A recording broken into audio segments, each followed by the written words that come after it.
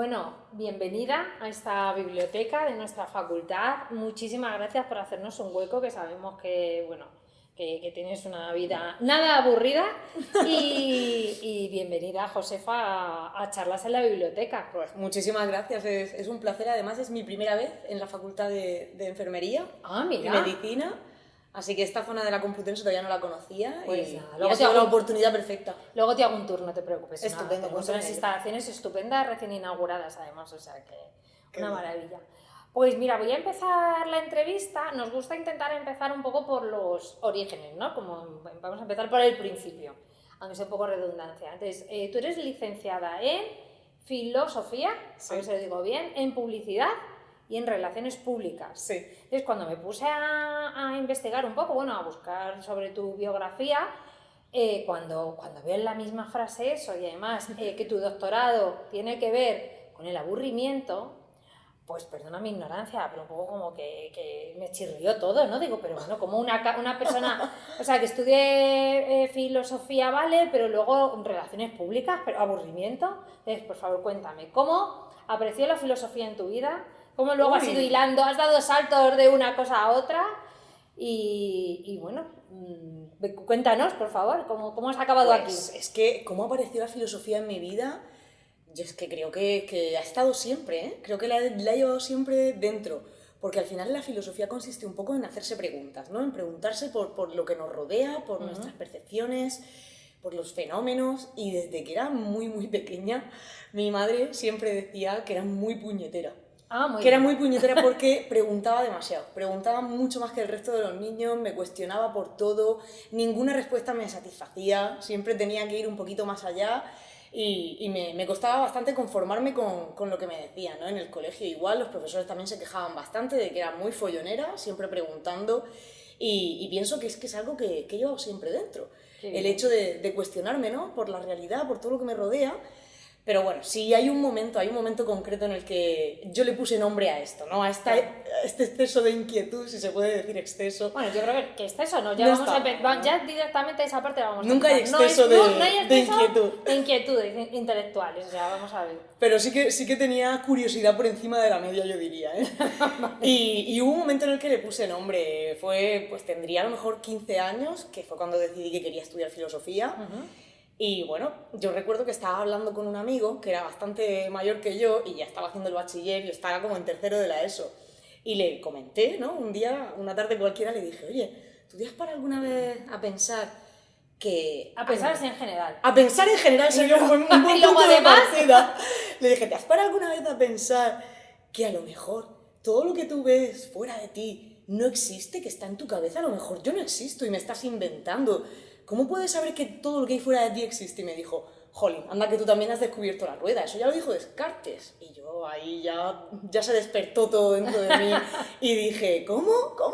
¿Quién ha dicho esto? Yo esto tengo que estudiarlo más a fondo. Y desde ese momento tenía ya clarísimo que iba a estudiar filosofía. Luego tuve dudas y hasta he tenido muchos momentos en los que me he arrepentido. Quise cambiar a veterinaria, bueno, di saltos también a la psicología, pero al final, bueno, estoy contenta. Ya no me avergüenzo de decir que estudié filosofía porque me ha llevado justo al punto en el que quería, pero hubo momentos en los que no sabía realmente si eso me... Es que yo creo que las salidas profesionales son un poco complejas, ¿no? Quizás, Sí. o sea, no es la típica carrera que está muy clara su salida profesional, entonces es normal. Y más, una persona que se hace preguntas por todo, pues normal también que te Cuesta preguntaras enfocarte, ¿verdad? Pero ¿y entonces ahora qué? ¿A qué me dedico? Sí, cuesta mucho enfocarte y pensar, o sea, poner en el horizonte qué es lo que realmente te va a satisfacer, te va a resultar gratificante a largo plazo. Pero bueno, la verdad es que la sociedad cada vez está demandando más filósofos, estamos muy de moda, ¿eh? Sí, Estamos totalmente. muy de moda. Por suerte. Sí, bueno, pues y nada, al final me metí a estudiar filosofía, esto lo hice en Murcia, y sabía desde un estadio muy temprano que quería dedicarme a la docencia en la universidad. Mira. Así que yo me lo guisaba, yo me lo comía, buscaba los medios, enseguida supe que tenía que optar por becas predoctorales para tener financiación y bueno, hacerlo en condiciones. Y resulta que esto de publicidad no fue por tener una segunda opción, no fue por tener un plan B, sino porque si tenía otra carrera, me daban un punto. En las FPU del Ministerio de Educación entonces. Así que busqué la carrera que más cerca tenía, que más me llamaba la atención, y fue Publicidad y Relaciones Públicas. O sea, que No acabaste tiene ahí ninguna, por eso. sí, no tiene Bueno, ninguna pues- razón trascendente, en absoluto. ¿Y te Pero me gustó? gustó, sí me gustó mucho. Además, fui la primera de mi promoción, recibí el premio extraordinario. Toma ya. O sea, sí, yo es que Como con lo, para llegar a de con lo que me rebote. ponía, me pongo al 100. Sí, sí, ya Me veo. pongo al 100, pero nunca he ejercido, aunque sí que tengo un contacto, sigo teniendo contacto con profesores de la carrera. Y tenemos como un proyectito, ¿no? Y trabajamos cómo se publicitan los videojuegos. Ah, toma, de Sí, videojuego. sí, publicamos cosas acerca de la publicidad transmedia de videojuegos como Warcraft, de Diablo, Uy, mi hermana está el enganchadísima a Blasphemous, eso. bueno... Al Warcraft. Yo no, yo reconozco que no soy carne de videojuegos, pero, Ay, con lo que me gustaban pero a mí tengo los unas cuantas videojuegos. personas alrededor que sí. Pues yo era muy friki, pero hace ya mucho tiempo que no juego a nada. O al menos que no juego por placer. Si juego a algo es para después desarrollar algún curso, escribir un artículo. O algo. Qué Ay. bueno. Vale, entonces, claro, o sea, que claro, hilando todo esto, vale, ¿y en qué momento, o sea, estudias filosofía porque realmente Eso sí te que era nace, ¿no? vocación. Eso es totalmente Era vocacional. vocación, sí, sí. Luego estudias publicidad y relaciones públicas porque te dan un punto en una FPU, un motivo maravilloso.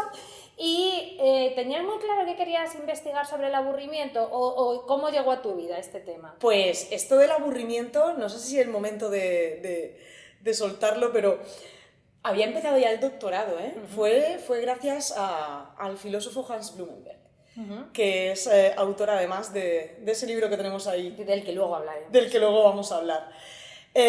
Bien, pues este filósofo yo empecé a estudiarlo, justo además a propósito de ese libro del que luego vamos a hablar, y no había dado con esta faceta suya de estudiar el aburrimiento, ni muchísimo menos hasta que ya había empezado el doctorado.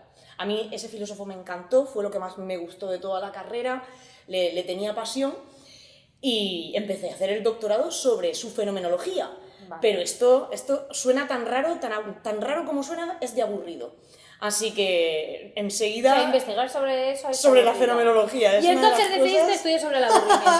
Lo estoy viendo. El caso está, fue una cosa accidental de alguna manera, porque recibí, en el primer año del doctorado, decidí irme a Alemania, recibí una beca para irme a estudiar Stuttgart. sus textos inéditos, o sea, lo que él había dejado sin publicar. Ahí me lié la manta a la cabeza a traducir textos del alemán, Vale. manuscritos, o sea, aquello fue un suicidio. Pero al fin y al cabo fue donde encontré mi auténtica vocación para todos los restos, ¿no? Que es esto del aburrimiento. Cuando llegué allí, di con un índice de textos inéditos en los que él había escrito sobre el aburrimiento. Y pintaba el aburrimiento como un estado muy necesario en la vida del ser humano, porque ya sea que respondas al aburrimiento para bien o para mal, porque se puede hacer de muchas formas, ¿no? Algunos pues son más creativos y quién sabe si te puede dar por leer, por pintar un cuadro, pero la mayoría pues tendemos a comer más, a beber más, a descansar más de la cuenta, a hacer cosas repetitivas, a acudir a la pantalla. Él decía que independientemente de cómo respondamos al aburrimiento, es algo muy funcional y muy bueno en la vida del ser humano porque al menos nos mantiene en movimiento. A mí esto me encantó y a partir de ahí empecé a estudiar el aburrimiento, he ido dando saltos, pero siempre desde esta perspectiva, y es a lo que me voy a dedicar el resto de mi vida. Llevo ya una década entera, 10 añitos, Madre mía. y lo que me queda. Y lo que te queda. De hecho, tienes entre tus manos un libro del que eres autora, La enfermedad del aburrimiento. No, marca que quede bien en pantalla, ponlo si quieres. Sí. Háblanos del libro, cuéntanos, porque es un libro para filósofos, es un libro que puede leer cualquier persona, ¿cómo está enfocado? Sí, yo hace ya mucho tiempo que no escribo para filósofos y de hecho, claro, una vez que me embarqué en el estudio del aburrimiento, necesariamente ya esto se convirtió en una investigación multidisciplinar que aborda, bueno, tanto sociología, psicología, psiquiatría. Claro. Y al final, bueno, pues me dedico a escribir de manera divulgativa, Vale. sobre todo. Así que es un libro para todo el mundo. El propósito de este libro es que el lector conozca mejor su aburrimiento, sea capaz de analizar la raíz de su aburrimiento cuando lo experimente y también alcance a hacer uso de las oportunidades que tiene en su entorno de una forma realista para huir de ese aburrimiento. Siempre intentando encauzar esa respuesta hacia algo adaptativo, evitando esas respuestas más de carácter desadaptativas, Patológico, como ¿no? decíamos. Vale. Sí, efectivamente, esas respuestas del comer más, beber más, etc. Entonces, este libro es el resultado de mi investigación del doctorado, que sí que es cierto, estaba más centrada en este aspecto antropológico, de cómo el aburrimiento es funcional porque nos mantiene en movimiento, al menos evita la quietud, y todo lo que fue mi periodo postdoctoral, que desarrollé durante 2 años en la Universidad de Harvard y 2 años aquí en la Complutense, donde ya me sumergí en el estudio del aburrimiento como psicopatología. Claro, era de hecho lo que te quería preguntar también, porque he visto que de tu época postdoctoral has viajado, o sea, has hecho postdoc y has estado en diferentes partes del mundo, ¿no? O sea, eso, y en Harvard, también en Alemania, ¿no? ¿Volviste? No, ya a Alemania no volví Ya nunca no más, vale. y no creo que vuelva jamás en la vida. Pero mujer, si son muy majos, me llevo muy bien con los Uy, alemanes. aquella experiencia fue muy dura, muy dura, Hombre, muy bueno. dura, y sumergida en el alemán, horrible. Pero entonces, o sea, fue Harvard, o sea, la época postdoctoral entonces ha sido Harvard Y luego la Complutense. Y ahora aquí estás en la Complutense, de hecho estás con una beca Marie Curie. Que Sí, esto es una otra, beca es la muy tercera. compleja, claro, Es eso la tercera postdoc. Ya con esta me convierto en investigadora senior Bueno. y a pasar ya a la escala docente. Y estabas ya en la Facultad de Filosofía, ¿verdad? Sí. Yo siempre he estado, además siempre he estado en el mismo departamento, que es el de Filosofía y Sociedad. Siempre he trabajado con mi mentor, que es José Luis Villacañas, hasta hace poquito el director del departamento, y con él sigo, porque me abre el camino justo en el preciso instante y de la precisa forma que necesito cada vez, así que perfecto. Y entonces claramente vas a seguir trabajando en el aburrimiento. Pues sí, porque claro, todo lo que he hecho aquí es teoría aplicable a casos particulares. Vale. Pero a mí lo que me interesa es llevar todo esto a la práctica a un nivel un poco más amplio, ¿no? No digamos ya tanto a nivel macro, pero sí que me interesa el aburrimiento que padecen grupos enteros de personas en distintas situaciones. Yo en este libro desarrollé un concepto filosófico que es en cierta medida novedoso, que es el del aburrimiento situacional cronificado. A mí me interesan los espacios en los que el aburrimiento, aún no depende de ti, sino de que el entorno es aburrido, se hace crónico.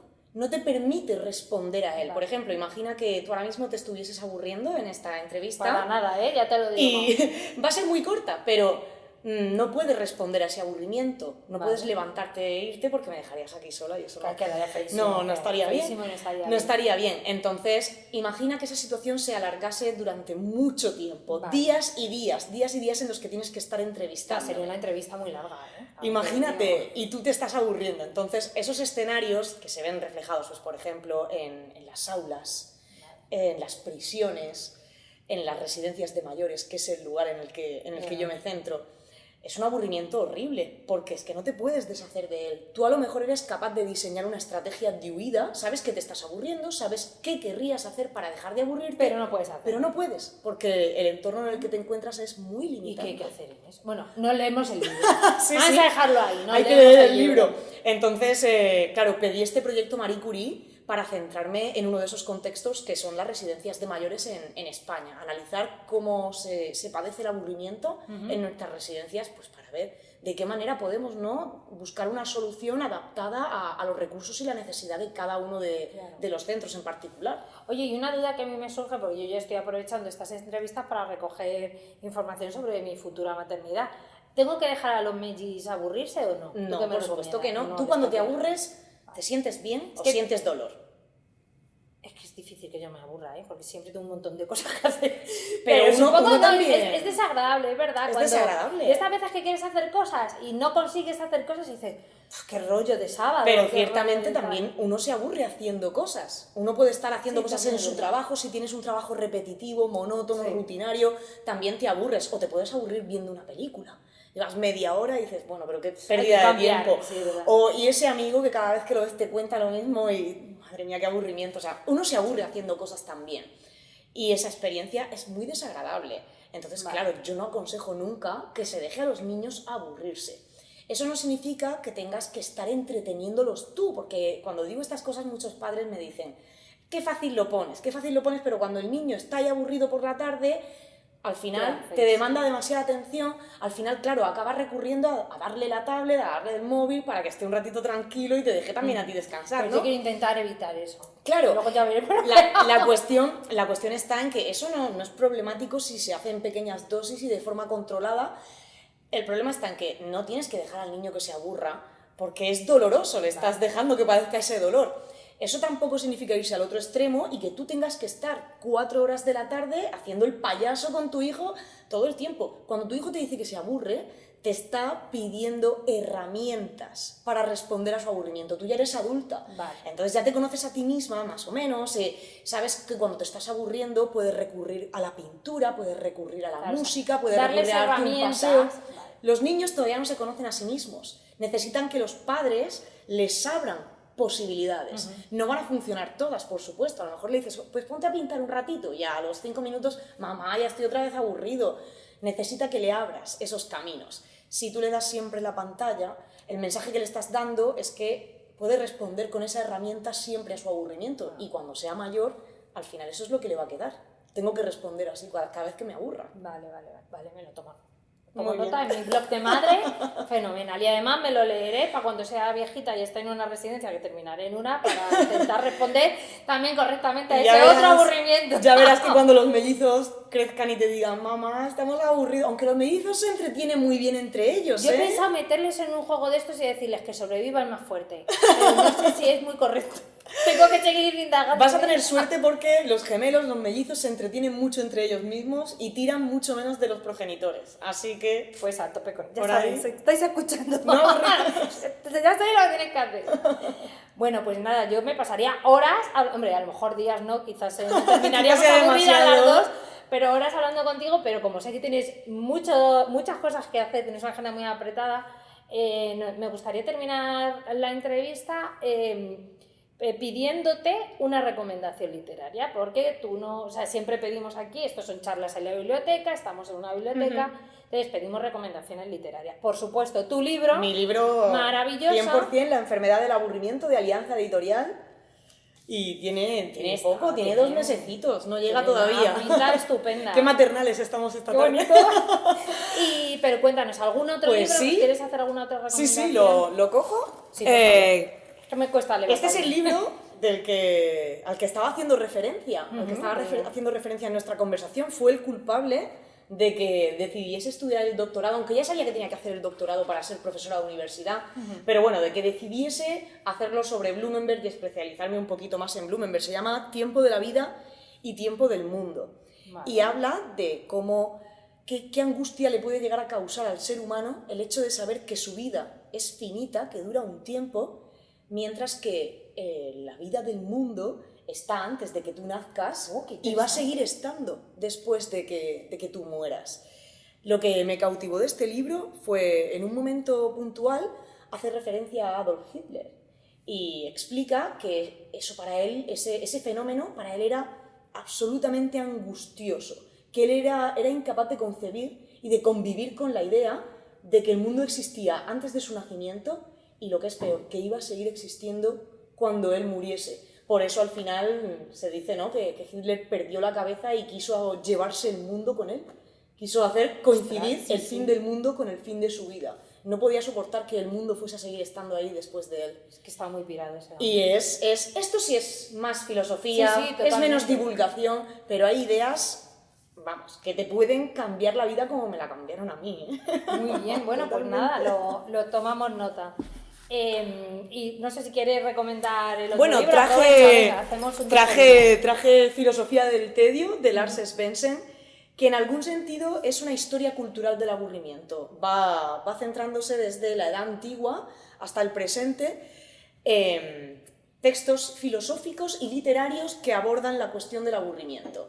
De alguna forma puede ser el antecedente de la enfermedad del aburrimiento, porque aunque yo también trabajo textos filosóficos, literarios, también médicos, por ejemplo, teológicos, pero claro, yo estoy muy enfocada en el aburrimiento como patología, Claro, en esas instancias en las que se convierte en algo, incluso podemos llamar una enfermedad.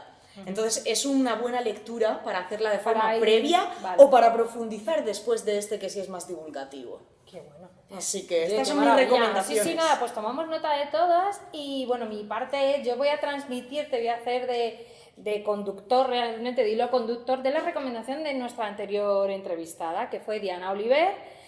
Vamos a recomendar, a ver si llego, sí, su propio libro también, o sea, tenemos la verdad esta segunda temporada está muy nutrida de escritores De autores. y de escritores, sí, de autores y de autoras. Entonces, el libro de ella misma, que es Maternidades Precarias, te puedes imaginar sobre qué trata, ¿no? Sí, O sea, es sí, me lo realmente puedo imaginar. la perspectiva de la maternidad, pero en la sociedad en la que nos encontramos con todas las limitaciones. Cómo nos y, cuesta bueno, hoy en día, que tenemos que todo, renunciar o sea, esa mucho. no conciliación, etcétera.